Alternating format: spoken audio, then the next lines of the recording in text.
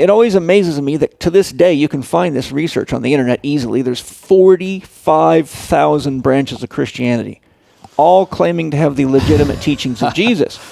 So there you see that the literal translation can be chopped up 45,000 ways, and these people will fight each other over this. They will hate each other in the same religion, and this has been going on for thousands of years. And so I found that belief systems are absolutely dangerous to a person's physical, emotional, mental, and spiritual health and development, and that most people haven't got a clue what they're reading. And I love quoting Shankara, who said, no man can understand Scripture until he's enlightened. And when he's enlightened, he doesn't need Scripture. And so I asked these people, after I say this to them, I said, how many of your Sunday school teachers, pastors, preachers, bishops, or even popes are actually enlightened? And almost everybody agrees, none of them. Okay, good. Well, what would it be like if you had someone take my Chek Level 4 manual and get somebody who's in their first year of Chek training to try to understand that? They wouldn't have a clue what they were doing because it takes 5 years to get there, and you won't understand how to use the information. So I saw that there was just constant confusion, and so many of these, as you know, preachers and Sunday school teachers and pastors and ministers, they are so full of their belief that they're right, and the hell and the damnation and the, you know, the hard line. And I used to lease, Penny and I, when we owned 2 buildings in Vista, we had 26,000 square feet. We leased 6,000 feet to a Christian church. And interestingly, on a huge banner in front of the church, in giant block letters, it said, fear God. I'm like, okay, fear God. Okay, well, why are you afraid of unconditional love? Why are you afraid of the source of everything, which is you? Why are you afraid of what's living inside of you and breathing through you, without which you could not even be here?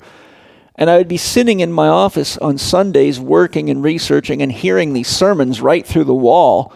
And it used to just shock me that people are actually sitting and hearing this stuff every Sunday and believing it.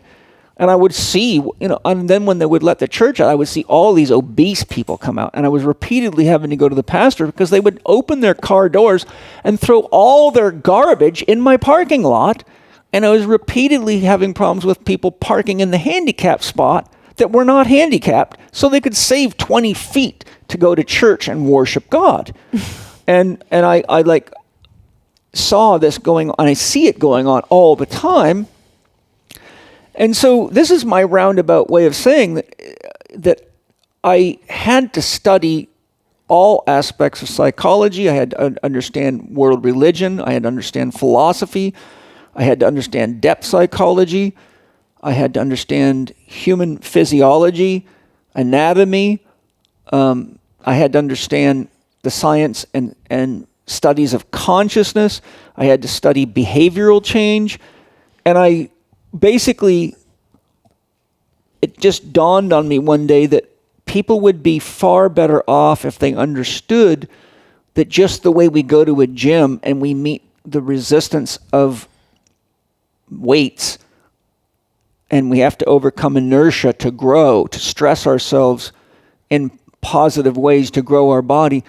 We need a system of understanding for realizing how to work with emotions to grow, how to work with our thoughts, our beliefs, how to use your mind, how to think holistically instead of being gullible and programmed, how to ask better questions. We have to have a clear distinction between religion and spirituality. We have to have a sense of why we're all here and what we're doing here. I saw that people needed a framework of understanding so that they could learn the principles of dreaming and manifestation, learn what love really is and how love works and why love is so important in relationships and how that relates to mind and what mind is. And I ultimately said, okay, I did what I do always. I say, okay, I got to find the fundamental principles, right? Like my 4-doctor model is my synthesis of years of study of saying, okay, what do you have to know to be a healthy person and have well-being? Because you can be healthy physically but not have well-being. Mm-hmm. You can be a mental genius but not have a healthy body. You can be physically fit but be psychologically and sick on the inside. You can work yourself to death making muscle and strength, but have burnt out adrenal glands or a dysfunctional digestive system. So I found the fundamental principles that you have to be aware of in the 4 doctors, which we've talked about: Dr. Happiness, Dr. Diet, Dr. Quiet, and Dr. Movement. So I found with my patients, if I did not have a system for identifying what was happy making for them and are they doing it, then they would never be happy people. And I've worked with many billionaires. At one time I had 6 billionaires flying jets to see me at the same time. I've worked with countless millionaires and multimillionaires. I worked with some of the richest people in the world, and they're no happier than the poor people that come to me through work comp, who are Mexicans barely making it. Yeah. You hear that, everybody listening? Yeah. Like, perk up. They're not any happier. Right. In fact, oftentimes I found that the money is a big stress for them, because the more you have, the more you got to figure out how to protect it. Mm-hmm. And the more worried you are that you're going to lose it. And so some of them are obsessed with making more. Mm-hmm. And I had a guy that was a patient of mine for a couple of years. He owned 50,000 commercial real estate properties. I think he's in the top 10 wealthiest men in the world. He's in his late 70s, and the guy could not stop working. I mean, 7 days a week, constantly traveling around the world, hardly spent any time with his family, his kids, and this has been a habit forever. Chronic low back pain, chronic neck pain, just all this stuff that just goes on and on and on. But I'm like, okay, here's a classic example of someone who really needs to understand life a lot better, and these 4 doctors. So this is my long-winded but short-winded way of saying, through all this experience and needing, partly out of my own pride of doing a good job, not out of just wanting to help people, but like taking a challenge and saying, okay, it's my job to figure out why is this person. I mean, I've had many people with 2 medical files that are bursting at the seams, that have gone to 30, 40 doctors and every kind of chiropractor, osteopath, acupuncturist, and spent sometimes $1 million on surgical procedures and therapists. And I look through all this, and you see everything is just oriented to the physical body. And I look at these people's lives and their injury and trauma history, and nobody's taking time to look into this stuff with them. No one's looking at their diet. I'll give you a good example. I had a woman come to me who was the wife of a medical doctor who had severe hypothyroidism. Her hair had all fallen out. Her fingernails had all fallen off.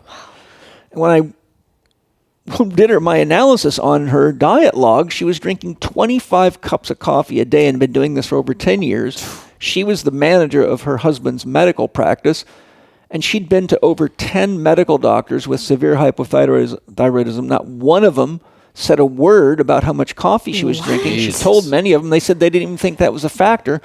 This woman's adrenal glands were probably about the size of an atom by now, if she even had any. And I addressed that with her right away. She said, I've brought this up over and over again. Nobody thinks it's at all involved. And I'm like, and so I explained it to her, and she's like, how could they overlook this? And, without going into that, but the point is that I'm taking these as challenges, and it all kept boiling down to beliefs and the behaviors, and that boils down to childhood programming and education, which is indoctrination in most cases, and unhealed trauma. And it just became clear to me, we have got to see our emotional life as an opportunity for growth, like a gymnasium, and our mental life and our religious or spiritual life, or our beliefs, which is part of the mental system, but a lot of these beliefs cross over into what we would call religion or spirituality. And because 85% of the world population claims religious affiliation, there's hardly anybody that I would see as a therapist that did not have some kind of a religious belief system in place. hardly any of which had ever even looked into these things to see if they were true or if there was, other interpretations of Scripture. I mean, look, right here I've got probably 15 different Christian Bibles, and you can pull them out passage by passage and put them side by side, and many of them do not say the same thing, right? And I can even show you through history that the same passage has been rewritten in many cases, Isaiah 45:7 being the big one, because they hate that passage. I create the light and the dark, good and evil. I, the Lord, do all these things. So they changed it so it didn't say that, because they didn't want God to be associated with the devil. They wanted to make sure somehow the devil was of its own creation or some magical thing, which, always leaves a problem, because that means you got two gods. So who created them, Yeah. But these are like questions I asked as an 8-year-old. And people aren't asking, and they're ruining their entire lives. Yeah. Thank you so much for listening. If you enjoyed that, check out right over here for some more fun clips. Oh, and you're going to want to subscribe. Bye.